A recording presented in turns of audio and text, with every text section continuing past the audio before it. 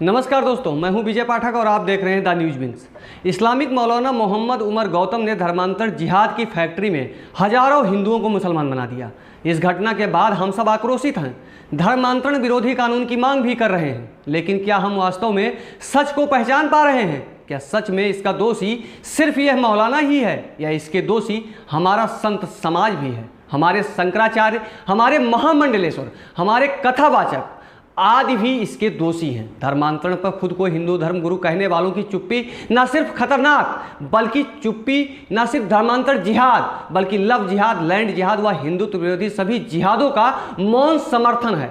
अगर स्वामी चिदम्बरानंद, स्वामी नरसिम्हानंद जैसे कुछ संतों को छोड़ दें तो बाकी सभी साधु संत मौन साध कर बैठ गए हैं, जबकि विधर्मी ताकतें लगातार हिंदुत्व पर हमला कर रही हैं। जिस तरह से धर्म की रक्षा के लिए, हमारी बहन बेटियों की रक्षा के लिए, भगवा ध्वज के सम्मान के लिए स्वामी चिदम्बरानंद जैसे संत आवाज उठा रहे हैं, वैसी ही मुखर आवाज शंकराचार्य, महामंडलेश्वर, मोरारी बापू जैसे कथावाचक क्यों नहीं उठाते हैं? हर साल लाखों लोगों का झूठ, छल कपट, पाखंड, फरेबी प्यार के बल पर धर्मांतरण किया जा रहा है। ईसाई मिशनरीज और इस्लामिक धर्मगुरु और उनका मीडिया तंत्र इस पर चुप है, क्योंकि वो तो इस कार्य को अंजाम देने में ही लगे हुए हैं। लेकिन खुद को सनातन धर्म व हिंदुत्व के धर्मगुरु, संगठन, संस्थान कहने वाले चुप क्यों बैठे रहते हैं? ये सबसे रहस्य का प्रश्न है। ये सिर्फ आश्चर्य नहीं बल्कि रहस्यमय प्रश्न भी है। आप इस पर चिंतन कीजिए और इस रहस्य को डिकोड करने का प्रयास कीजिए कि आखिर ये सब मौन क्यों धारण किए हुए हैं। इतने बड़े वारदात पर एक भी संत ने आवाज़ क्यों नहीं उठाई?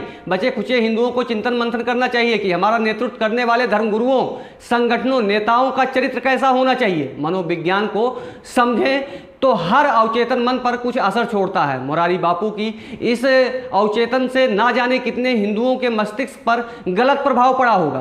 कितना आसान हो जाता है कि भोले भाले लोगों को मोरारी बापू के कथा में अल्लाहू अकबर कहते हुए वीडियो बनाकर उनको बरगला कर धर्म परिवर्तन करा दिया जाए। क्या ऐसे ही चुपचाप हमारे समाज की मानसिकता को बदला जा रहा है? अगर आपको इसका उत्तर हाँ में नहीं मिल रहा है तो आपके पतन को कोई नहीं रोक सकता है। धर्म को खुद समझिए, अच्छे संतों, विद्वानों को गुरु बनाइए। टीवी, ग्लैमर, साउंड क्वालिटी, मधुर संगीत देखकर कथावाचकों को अपना धर्म गुरु बनाना छोड़ दीजिए।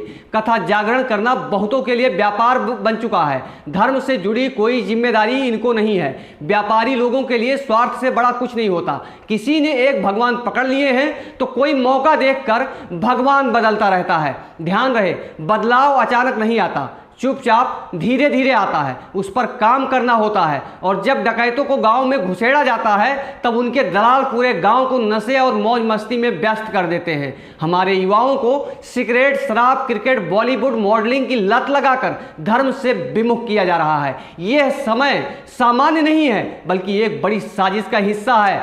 हम सब अपने ही संस्कार, परिवार बर्बाद करके उनके व्यापार का शिकार बन रहे हैं। तथाकथित हिंदू धर्म गुरुओं का काम अजीब अजीब से मेकअप, गेटअप में बड़े बड़े धार्मिक चैनलों पर ढोल मंजीरे बजाकर हिंदुओं को नचाना भर रह गया है। अगर यही धर्म है तो फिर हमें धर्म की परिभाषा बताइए। हर जगह शीशे वाले दान पात्र, मोटी मोटी तोंद, आश्रम के नाम पर जमीनें इकट्ठा करना, कुटिया के नाम पर आलीशान कोठी, दान के नाम पर लग्जरी कारों का काफिला इकट्ठा करना, क्या शास्त्रों में यही सब संतों का चरित्र बताया गया है? सनातन धर्म की रक्षा, सुरक्षा, सम्मान के लिए जागरूकता लाने का कोई काम करना इनकी जिम्मेदारी नहीं है? जब संत समाज का क्षय हो रहा है, उमर गौतम जैसा एक मौलाना हजारों हिंदुओं को मुसलमान बना रहा है, तब भी ये बड़े बड़े पेट वाले बड़े बड़े बाबा लोग, चाहे वो शंकराचार्य स्वरूपानंद हो या मोरारी बापू या देवकी नंदन ठाकुर जैसे कथावाचक, सभी चुप बैठे हैं। वह प्रवचन देने में मस्त हैं। इस्लामिक मौलाना हिंदुओं को मुसलमान बना दे रहे हैं, जबकि हमारे बाबा लोग घर वापसी कराना तो दूर, बचे हुए हिंदुओं को भी हिंदू बनाकर नहीं रख पा रहे हैं। एक बात और कहना चाहता हूं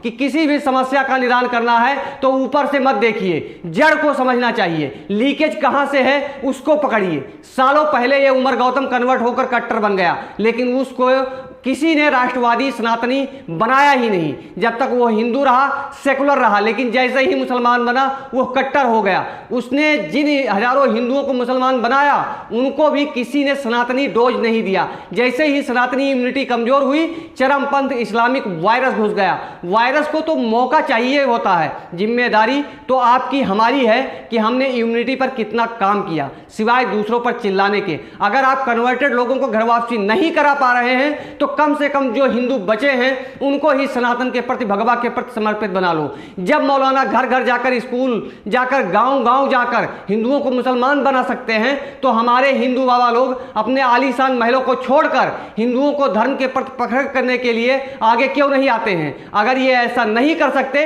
तो हिंदुओं का समूल विनाश होने से कोई नहीं रोक सकता है। ऐसे बाबों को पहचानिए और जब ये आपके पास आए तो इनसे पूछिए कि आप धर्म को बचाने के लिए क्या कर रहे हैं। आपकी भी जिम्मेदारी बनती है कि ऐसे बाबाओं को परित्याग कीजिए और स्वामी चिदंबरानंद, स्वामी यति नरसिम्हानंद सरस्वती जैसे गुरुओं को अपना आदर्श बनाइए, उनको पूजिए और उनके पद चिन्हों पर चलिए, उनका अनुसरण करिए। हमारी ये वीडियो कैसी लगी हमारे कमेंट सेक्शन में जरूर बताएं।